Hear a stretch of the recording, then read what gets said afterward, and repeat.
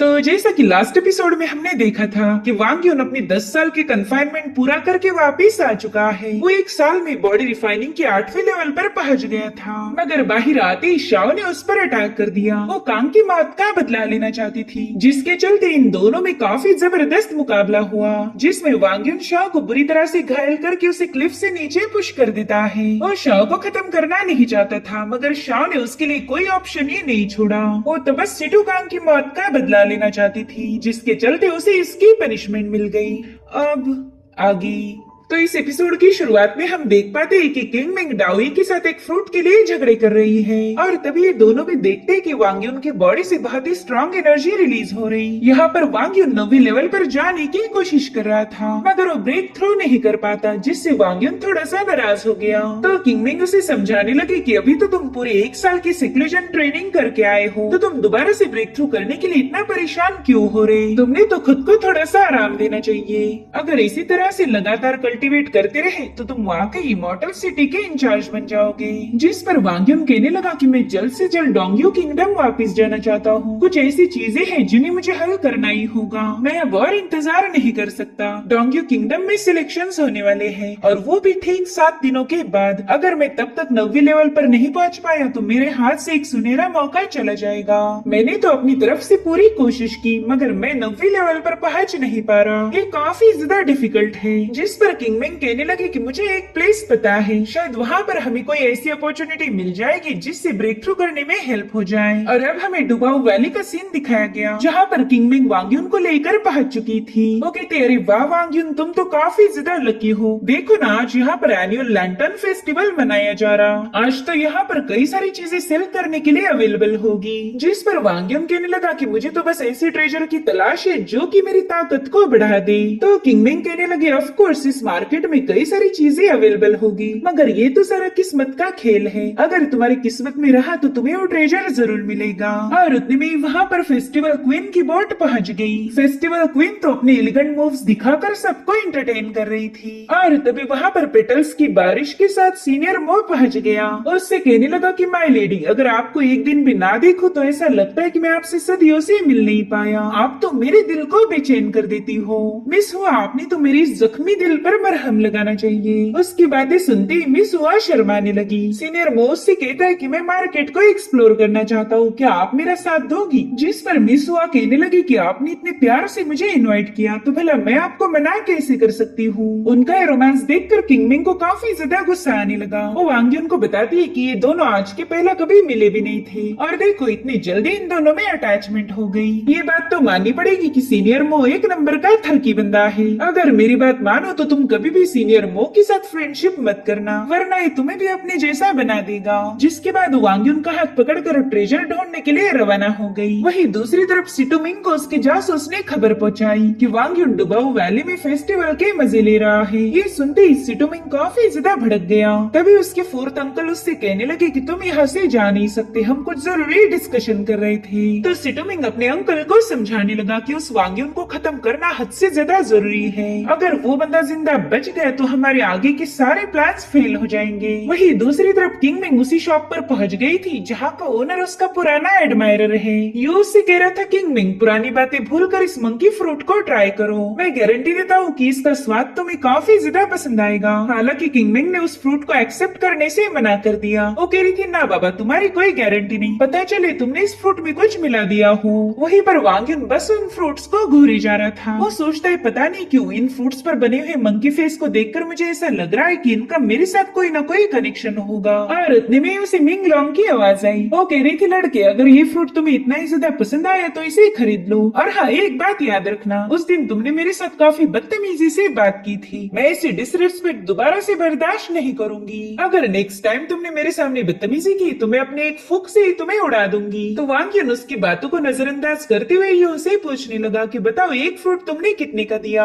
हालांकि यूं से कीमत बता आने के लिए तैयार नहीं था। वो कहता है कि पिछली बार आपसे मार खाने के बाद मेरी अकल ठिकाने पर आ गई। मैं तो उस चीज को कभी हाथ नहीं लगाऊंगा जो आपको पसंद आई हो। अगर आपको ये फ्रूट इतना ही ज्यादा पसंद आया तो मैं चाहता हूँ कि आप ही पूरा की पूरा स्टॉल अपने साथ ले जाएं। तभी वांग यून कहता है, जल्दी बताए एक फ्रूट कितने का दिया। वैसे तो यू इस फ्रूट की कीमत बिल्कुल भी लेना नहीं चाहता था, मगर अब वांग यून की जिद के सामने वो कहता है कि ठीक है, आप एक काम करो, मुझे एक स्पिरिचुअल स्टोन दे दो और फिर ये फ्रूट आपका हुआ। और तभी उन्हें एक बंदे की आवाज आई। वो कह रहा था कि मैं इस फ्रूट के 10 स्टोन दूंगा, लेकिन मेरी बस एक ही शर्त है कि तुम इसे वांग यून को सेल नहीं करोगे। वेल, इस बंदे को देखते किंग मिंग काफी ज्यादा भड़क गई थी। वहीं पर वांग यून कहता है, सिटुमिंग आखिरकार तुम यहाँ पर आ ही गए। मैं पहले से ही जानता था कि तुम मुझसे मिलने के लिए बेताब हो और देखो तुमसे जरा भी रहा नहीं गया। जिस पर सिटुमिंग कहता है कि तुम्हें ज्यादा डरने की जरूरत नहीं, मैं यहाँ पर कोई तमाशा खड़ा करने नहीं आया। दरअसल डुबाऊ वैली को एल्डर सुन गार्ड कर रहे हैं, इसलिए आज इस पूरी मार्केट में किसी में इतनी हिम्मत नहीं होगी कि वो आपस में फाइट करें।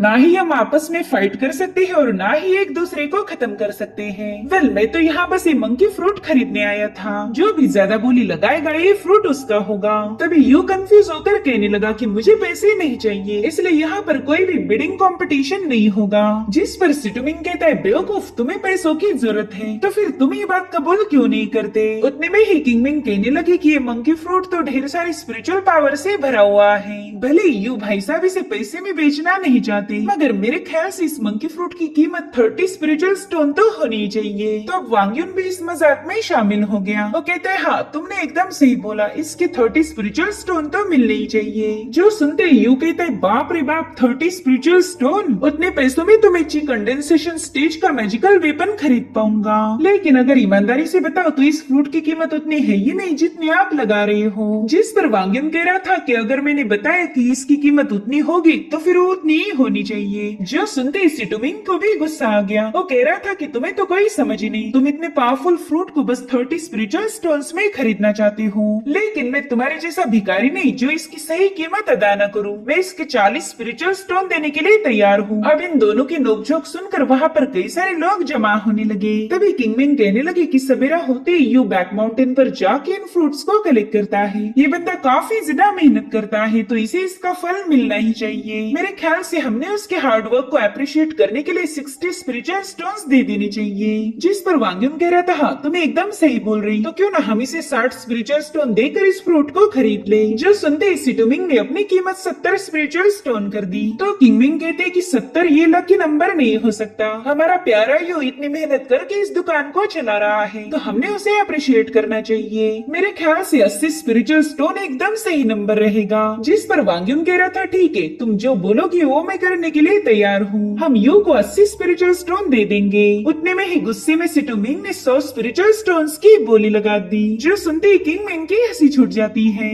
वहीं पर वांग यून भी अब सिटुमिंग को कांग्रेचुलेट करने लगा। वो कह रहा था, आपको बहुत बहुत बधाई, आपने 100 स्पिरिचुअल स्टोन देकर एक मंकी फ्रूट खरीद लिया। इनफैक्ट किंगमिंग तो उसके सामने अपना सिर झुकाकर उसे बधाई देने लगी। वो ऐसा दिखा रही थी कि मानो सिटुमिंग ने बहुत बड़ा तीर मारा हो। वहीं पर सिटुमिंग यू को 100 स्पिरिचुअल स्टोन देकर उस फ्रूट को कलेक्ट कर लेता है। वो कहते हैं, वांग यून इन सारे फ्रूट्स में से तुमने बस इस एक फ्रूट को सिलेक्ट किया था, जरूर से इसमें कोई खास बात होगी। तो बताओ तुम मुझे इसकी कितनी कीमत देने के लिए तैयार हो। तुम्हें मुझे इसके 1000 स्पिरिचुअल स्टोन्स तो देने ही पड़ेंगे। जिस पर वांग यून कह रहा था, अरे मैंने तो ये बोला ही नहीं था कि मुझे ये फ्रूट खरीदना है। अब ये सुनकर लोग आपस में ही कहने लगे कि इसने तो सिटुमिंग को काफी अच्छा चूना लगा दिया। वांग यून ने इसे 100 स्पिरिचुअल स्टोन देकर एक सड़े हुए फ्रूट को खरीदने पर मजबूर कर दिया। सिटुमिंग तो खुद को बड़ा जीनियस समझता है, मगर वो तो आज बुद्धू बन गया। अब उनकी बातें सुनकर सिटुमिंग को काफी ज्यादा गुस्सा आ रहा था। वो कहता है, वांग यून तुम्हारी वजह से मैं भरी मार्केट में बेइज्जत हो गया, अब तो मुझे इसका बदला लेना ही पड़ेगा। जिसके बाद वो अपनी तलवार को समन करते हुए सीधा वांग यून पर अटैक करने के लिए रवाना हो गया। लेकिन इससे पहले कि सिटुमिंग की सोड वांग यून को टच कर पाए, उसने जंप लगाते हुए सिटुमिंग के अटैक को डच कर दिया था। साथ ही उसने अब सिटुमिंग से दूर भागना शुरू कर दिया था। तो सिटुमिंग भी उसका पीछा करने लगा। लोग कहने लगे कि सिटुमिंग ने तो ची कंडेंसेशन लेवल पर ब्रेक थ्रू किया है, लेकिन एक मामूली सा बॉडी रिफाइनिंग के 8वीं लेवल वाला कल्टीवेटर उसे अपने पीछे भगा रहा। वहीं पर वांग यून उससे कह रहा था, यंग मास्टर, मैंने तो सुना था कि आप काफी ज्यादा रईस बंदे हो, लेकिन आप तो 100 स्पिरिचुअल स्टोन्स का नुकसान भी नहीं उठा पाए। सच बताओ तो ये आपके शान के खिलाफ है। जिस पर सिटुमिंग कहता है, तुम्हें क्या लगा मैं सिर्फ पैसों की वजह से तुम्हारे पीछे हूँ? अरे नहीं यार, मुझे तो बस एक बहाना चाहिए था ताकि मैं तुम पर अटैक कर पाऊँ। वहीं पर हम सिटुमिंग के 4th अंकल को भी देख पाते हैं।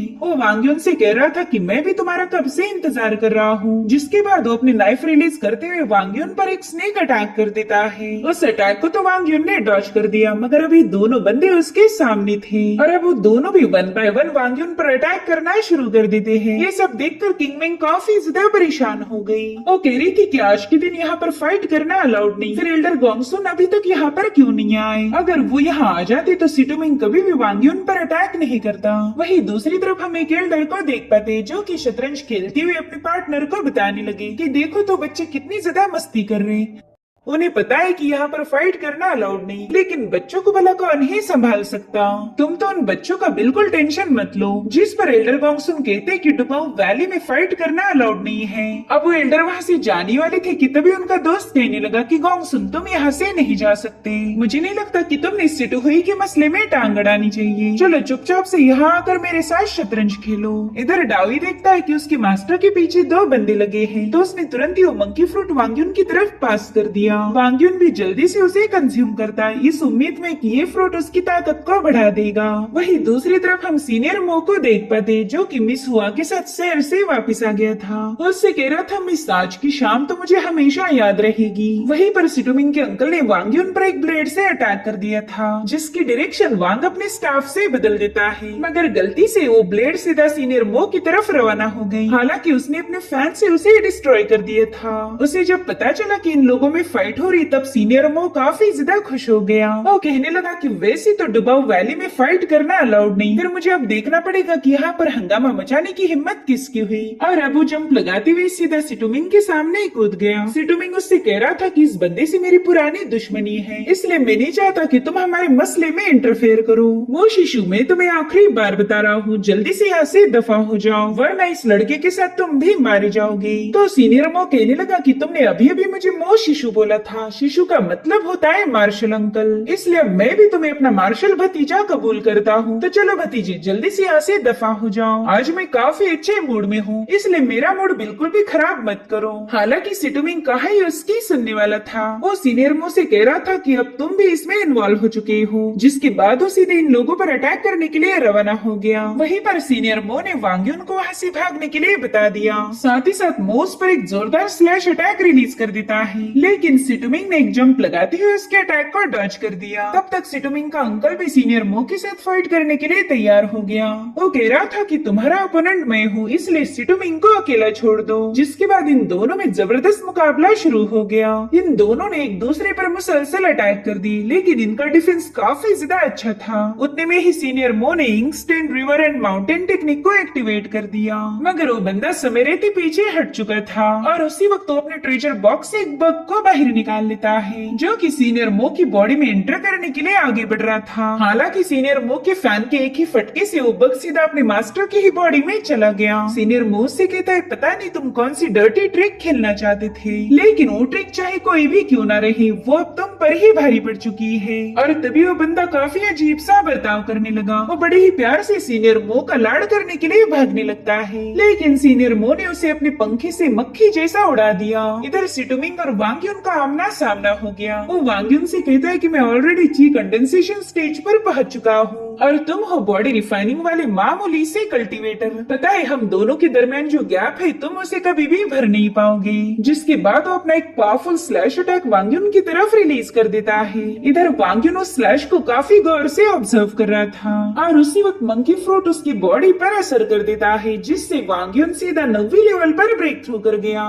उसने सिटुमिंग के स्लैश अटैक को डिस्ट्रॉय करते उसे काफी पीछे पुश कर दिया था। सिटुमिंग उससे कह रहा था कि भले ही तुमने अभी अभी 90 लेवल पर ब्रेक थ्रू किया, लेकिन तुम अभी तक ची कंडेंसेशन पर नहीं पहुंच पाए। और अब वो एक बार फिर से वांग्युन पर हमला करने के लिए रवाना हो गया, जो देखकर वांग्युन ने भी अपनी ड्रैगन स्टाफ की पावर को एक्टिवेट कर दिया और फिर वो हेवन स्प्लिटिंग टेक्निक का यूज करते हुए सिटुमिंग को एक जोरदार टक्कर देता है, जिसमें स्पिरिचुअल एनर्जी का एक बहुत बड़ा ब्लास्ट हो गया था। फिर सिटुमिंग भी अपनी मूव के फेल होने की वजह से काफी ज्यादा भड़क गया था। वो अपनी पावरफुल एनर्जी को रिलीज करते हुए कहने लगा कि अब अगर सेक्ट लीडर भी यहाँ तुम्हें बचाने आए तो वो भी तुम्हारी हेल्प नहीं कर पाएंगे। तो वांग्युन भी उसे अटैक करने के लिए बुलाने लगा। अब सिटुमिंग वांग्युन की तरफ आगे बढ़ पाई, इससे पहले उसके अंकल ने उसका पाव पकड़ लिया। वो कह रहा था, मम्मा मैं आपको काफी ज्यादा मिस करता हूँ, मम्मा प्लीज मुझे अपने साथ ले चलो ना, मैं आपको काफी ज्यादा मिस करता हूँ। तो इस तरह से वांग्युन और सिटुमिंग का मुकाबला खत्म हो गया, मगर सिटुमिंग अभी भी बदले की आग में जल रहा था। वो जब तक वांग्युन को खत्म करके अपने बड़े भाई सिटुकांग की मौत का बदला नहीं लेगा, इसे सुकून नहीं मिलने वाला। तो इसी टारगेट को पूरा करने के लिए उसने कड़ी मेहनत करना शुरू कर दी। और इसी के साथ एपिसोड यहीं पर एंड हो जाता है। Thank you so much for watching, bye bye, take care.